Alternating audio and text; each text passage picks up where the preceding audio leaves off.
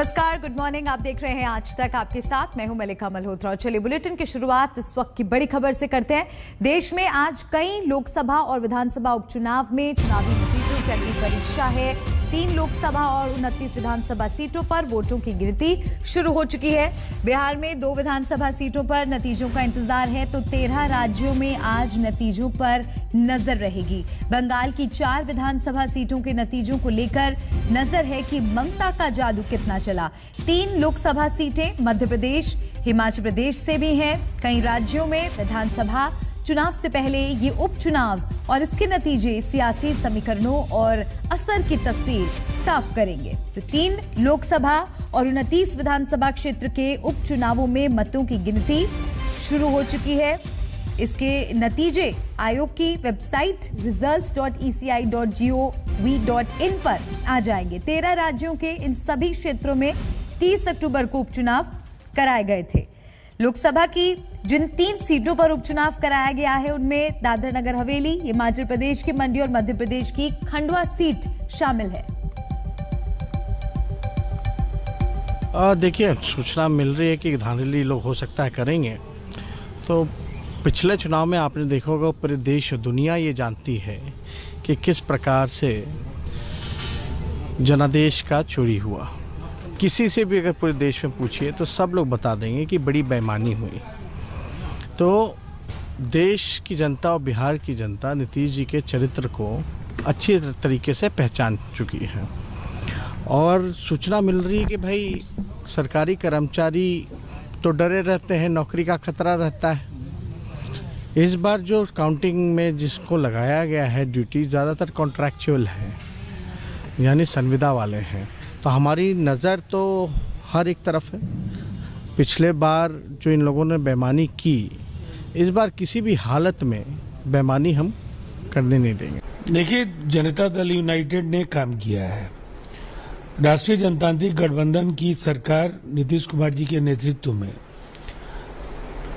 बिहार में विकास परक एजेंडा के लिए जानी जाती है और शायद इसीलिए ये चुनाव एक तरफा है। दोनों ही निर्वाचन क्षेत्रों में जो जमीनी सच्चाई है वो यही है कि एनडीए के दोनों ही उम्मीदवार अर्थात जनता दल यूनाइटेड के उम्मीदवार चुनाव जीत रहे हैं।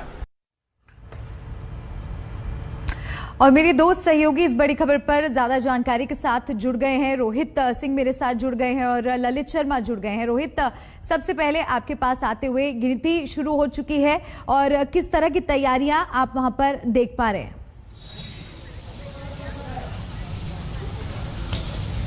देखिए मलिका, मैं बताऊं कि बिहार में 2 सीटों पर उपचुनाव हो रहे हैं। कुशेश्वर स्थान जो कि दरभंगा में है और तारापुर जो कि मुंगेर में है। इस वक्त हम मौजूद हैं दरभंगा में, जहां पर कुशेश्वर स्थान में जो वोटिंग हुई थी 30 अक्टूबर को, उसको लेकर जो है काउंटिंग की जो कि प्रक्रिया 8 बजे से शुरू हो चुकी है। और कुशेश्वर स्थान सीट के लिए जो गणना हो रही है, 22 राउंड की जो है काउंटिंग होगी कुशेश्वर स्थान के लिए।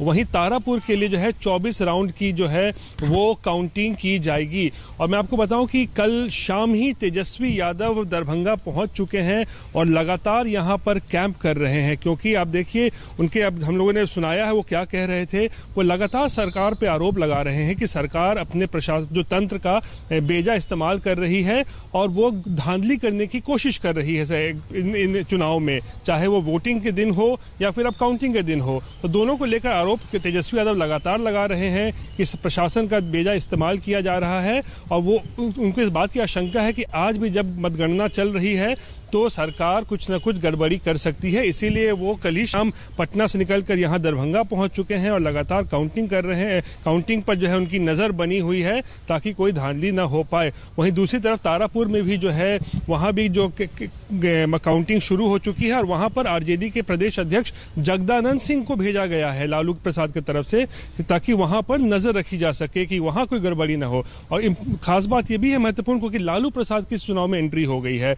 6 सालों के बाद लालू ने 27 अक्टूबर को इन दोनों सीटों पर जो है वो कैंपेनिंग किया, प्रचार प्रसार किया। तो देखने वाली बात यह होगी कि ये दोनों सीटें अब तक जो जेडीयू के पास थी, क्या जेडीयू इन दोनों सीटों को रिटेन कर पाती, अपने पास रख पाती है, या फिर आरजेडी इन दोनों सीटों में सेंध लगाने की कोई न कोई प्रयास कर रही है, क्या उसमें वो सफल हो पाएगी कि नहीं, ये देखने वाली बात होगी। बिल्कुल, ये नतीजे महत्वपूर्ण होंगे और लिटमस टेस्ट की तरह भी आप इसे देख सकते हैं। ललित का रुख कर लेते हैं, इलाहाबाद से मेरे साथ जुड़ चुके हैं।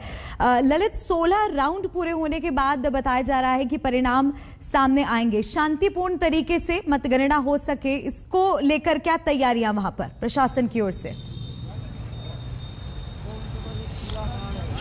बिल्कुल मलिका, फिलहाल अगर सबसे पहले मैं आपको तस्वीरें दिखाऊं तो शांतिपूर्ण तरीके से मतगणना हो, उसको लेकर जो सुरक्षा के पुख्ता इंतजामात है वो यहाँ पर किए गए हैं। फिलहाल मैं इस वक्त मतगणना जो केंद्र है उसके बाहर खड़ा हूँ और अर्धबल जो सैनिक की जो टुकड़ियां हैं उनको तैनात किया गया है, 5 टुकड़ियों को तैनात किया गया है और फिलहाल ये चौधरी देवीलाल यूनिवर्सिटी है जहाँ पर ये मतगणना है वो होनी है।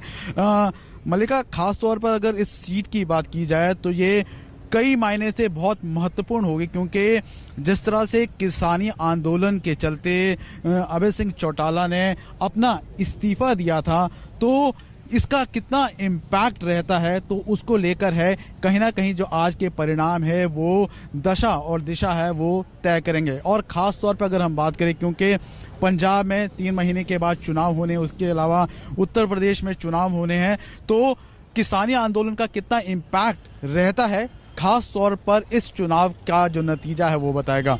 और अगर इस सीट की मैं खास तौर पर बात करूं तो करीबन 45% जाट वोटर्स है और लगातार ये चौटालाओं का गढ़ है। जो इलाहाबाद सीट है वो रही है 2010 के बाद लगातार अभय सिंह चौटाला है वो इस सीट पर लगातार जीते आए हैं और 27 जनवरी को जब किसानी आंदोलन के चलते अभय सिंह चौटाला ने इस सीट से इस्तीफा दे दिया था और उसके बाद आज इस सीट के ऊपर है वो रिजल्ट से वो आने। अगर इस आज के मुकाबले की बात करें तो त्रिकोणीय मुकाबला है जहां पर भाजपा जेजेपी की तरफ से गोविंद कांडा है वो खड़े हैं, वहीं पर कांग्रेस की तरफ से जो पवन बेनीवाल है वो खड़े हैं। और अगर जानकारों की माने तो खास तौर पर इस सीट पर अभय सिंह चौटाला है वो काफ़ी जो जीत है वो सुनिश्चित आराम से कर सकते हैं। इस तरह से जो जानकार है वो बता रहे हैं। मतगणना ऑलरेडी शुरू हो चुकी है और 9 बजे के करीब है जो ईवीएम की जो काउंटिंग है वो प्रक्रिया है वो शुरू हो जाएगी। जी मलिका। जी, आप दोनों हमारे साथ लगातार बने रहिए। दर्शकों को तस्वीरें दिखाते हैं जब लालू प्रसाद यादव ने उपचुनाव के लिए प्रचार किया था। जेल से बाहर आने के बाद उन्होंने लोगों को संबोधित किया था और एक बार फिर से जनता का विश्वास जीतने की कोशिश की थी। उसी से जुड़ी ये तस्वीरें आपको दिखा रहे हैं।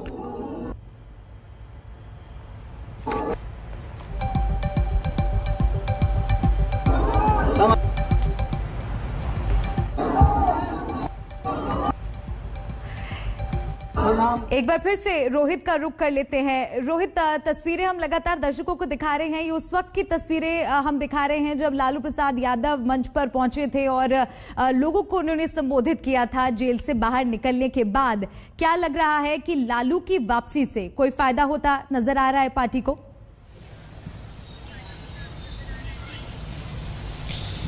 देखिए, लालू प्रसाद जो है इन चुनावों में जो है तकरीबन 6 सालों के बाद वो किसी चुनाव के प्रचार प्रसार में उतरे थे। 2015 विधानसभा में उन्होंने आखिरी बार प्रचार प्रसार किया था, उसके बाद जेल गए, फिर बहुत सारी प्रक्रिया हुई, लेकिन अब जब जमानत बाहर आए तो फिर 27 अक्टूबर को जो कि उन्होंने तारापुर और कुशेश्वर स्थान दोनों जगह पर मतदान माफ कीजिएगा प्रचार प्रसार किया था अपने बेटे के साथ। और इन जो कैंपेन्स जो चल रहा था उनमें भारी संख्या में भीड़ उमड़ी थी। तो कहीं ना कहीं ये आरजेडी के लिए और तेजस्वी यादव के लिए एक संतोषजनक बात होगी कि लालू का क्रेज आज भी बिहार में जो है वो बना हुआ है, जनता का समर्थन जो है उन्हें मिल रहा है, आरजेडी को सपोर्ट मिल रहा है। और लालू ने भी इन सभाओं में जो है साफ तौर पे कहा था कि उनके बेटे तेजस्वी ने ही जो है सरकार के नाक में दम कर दिया है इन चुनाव में, दोनों जो सीटों पर उपचुनाव हो रहे हैं। तो तेजस्वी ने तो इन्हें परेशान कर दिया है और बाकी कुछ जो बची हुई कसर है या फिर कह सकते हैं विसर्जन करने के लिए लालू खुद मैदान में उतर चुके हैं।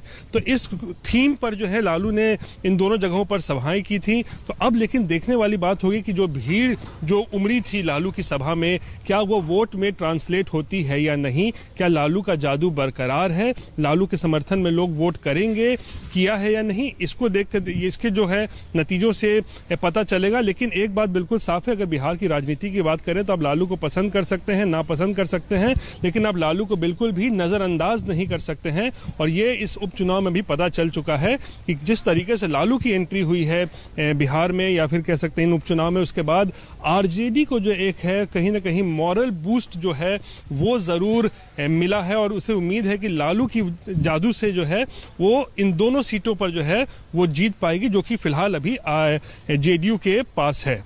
बिल्कुल ठीक कहा आपने कि नजरअंदाज करना मुश्किल होगा और जो मॉरल सपोर्ट की आपने बात की वो भी पार्टी के लिए यकीनन महत्वपूर्ण साबित होगी, क्योंकि आप वहां पर मौजूद हैं। आज होने वाले मुकाबले में आपको किसका पलड़ा भारी लग रहा है? इन दो सीटों का क्या लग रहा है, हवा किस ओर? देखिए मल्लिका, दिलचस्प बात एक ये रही जो कहीं ना कहीं मुझे लगता है इससे आरजेडी को कुछ नुकसान हो सकता है, वो ये है कि महागठबंधन का टूटना, कांग्रेस और आरजेडी का जो गठबंधन टूटा है तो उससे कहीं ना कहीं आरजेडी को नुकसान हो सकता है, क्योंकि वोटों का जो है वो बंटवारा हो जाएगा। क्योंकि अब तक जो है कांग्रेस और आरजेडी एक साथ जो है गठबंधन में चुनाव लड़ रहे थे, वोट इंटैक्ट रहता था, लेकिन इन चुनावों में क्योंकि कांग्रेस ने इन दोनों सीटों पर अगर मैं बात करूं तो त्रिकोणीय मुकाबला है, कांग्रेस भी है मैदान में, आरजेडी भी है, जेडीयू भी है इन दोनों सीटों पर। तो कहीं ना कहीं अब देखने वाली बात होगी कि कांग्रेस के मैदान में उतरने से क्या आरजेडी को इसका नुकसान उठाना पड़ेगा, ये बहुत बड़ी बात है। क्योंकि कांग्रेस ने साफ ऐलान कर दिया है कि अब आरजेडी के साथ उनका गठबंधन नहीं है।